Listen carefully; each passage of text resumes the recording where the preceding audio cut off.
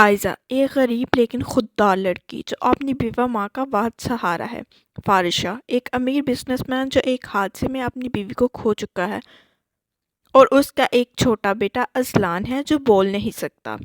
علیزہ کی زندگی مشکلات کا شکار تھی۔ اس کی ماں شدید بیمار تھی اور ان کے علاج کے لیے اسے رقم کی ضرورت تھی۔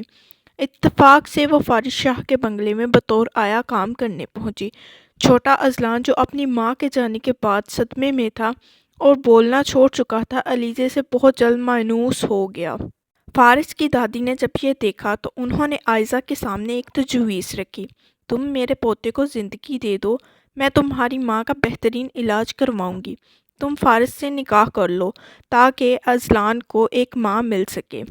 علیزہ نے اپنی ماں کی زندگی کی خاطر یہ کڑوا گھونٹ بھر لیا اور نکاح کر کے اس اعلی شان محل میں آ گئی، لیکن فارس شاہ جو اپنی پہلی بیوی کی یاد میں قید تھا، آئزہ کو دیکھنا بھی پسند نہیں کرتا تھا۔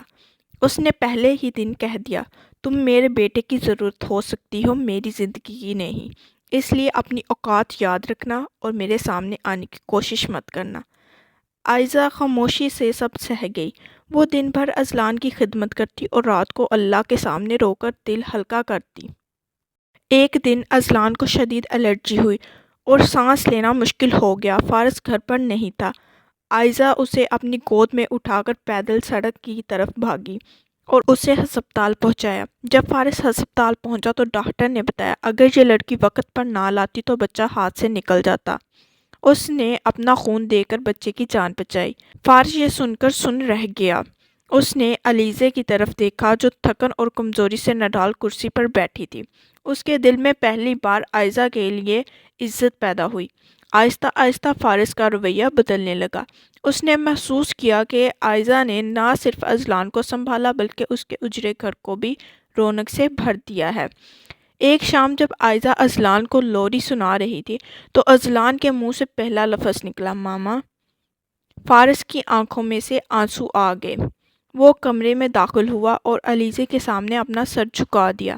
آئزہ، میں نے تمہارے ساتھ بہت زیادتیاں کی ہیں۔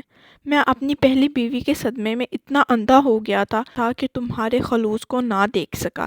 کیا تم مجھے معاف کر کے اب اس گھر کو واقعی ہی اپنا گھر بناؤ گی؟ آئزہ کی آنکھوں میں خوشی کے آنسو تھے۔ اس کے صبر نے آج پتھر کو موم کر دیا۔ فارس نے آئزہ کی ماں کو بھی اپنے گھر بلا لیا اور انہیں وہ تمام خوشیاں دی جن کی وہ حقدار تھی۔ آئزہ جو کبھی ایک ملازمہ بن کر آئی تھی، آج اس گھر کی ملکہ اور فارس کی زندگی کا سب سے قیمتی اثاثہ بن چکی تھی۔ رات کا پچھلا پہر تھا اور پورے بنگلے پر خاموشی اتاری تھی۔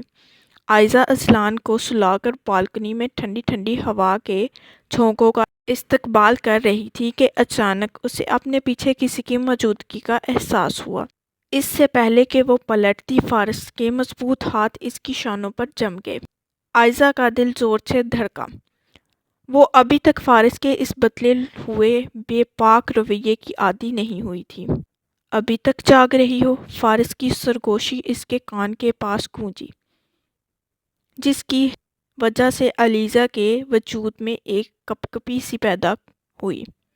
وہ بس نیند نہیں آ رہی تھی، آئزہ نے نظریں جھکا کر دھیمے لہجے میں کہا، لیکن فارس نے اسے شانوں سے پکڑ کر اپنی طرف موڑا۔ اب وہ دونوں ایک دوسرے کے اس قدر قریب تھے کہ سانسوں کی تپش صاف محسوس ہو رہی تھی۔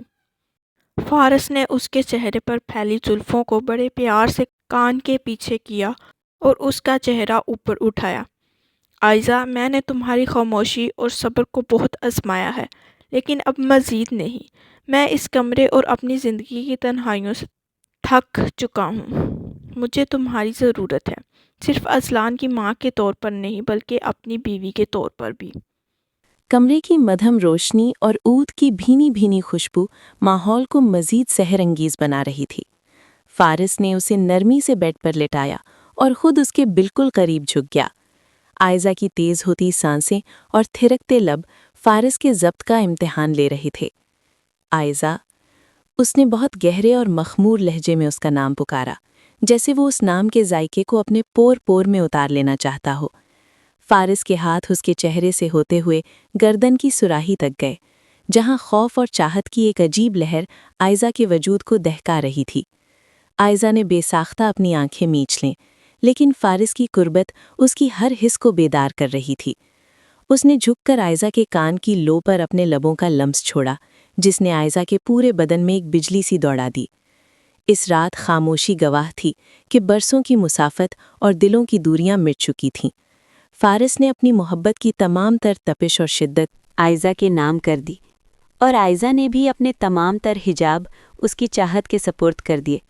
وہ رات ان کی زندگی کی سب سے طویل اور خوبصورت رات بن گئی، جہاں صرف دو وجود تھے اور ایک لازوال احساس۔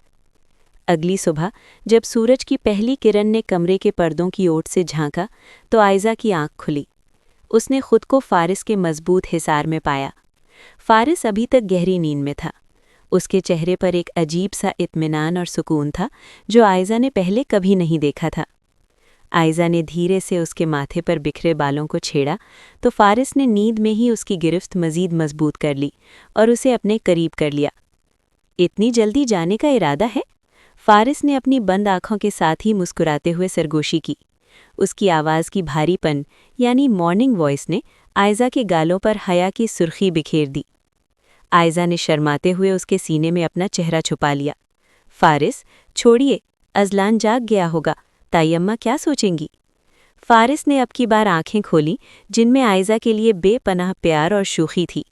اس نے آئزہ کے چہرے کو دونوں ہاتھوں میں تھاما اور اس کی آنکھوں میں جھانکتے ہوئے کہا، آج سب کو پتہ چل جانا چاہیے کہ آئزہ صرف اس گھر کی ضرورت نہیں، فارس شاہ کی دھڑکن ہے۔ آج سے تمہاری زندگی کا ہر دن اس سے بھی زیادہ حسین ہوگا، یہ میرا وعدہ ہے۔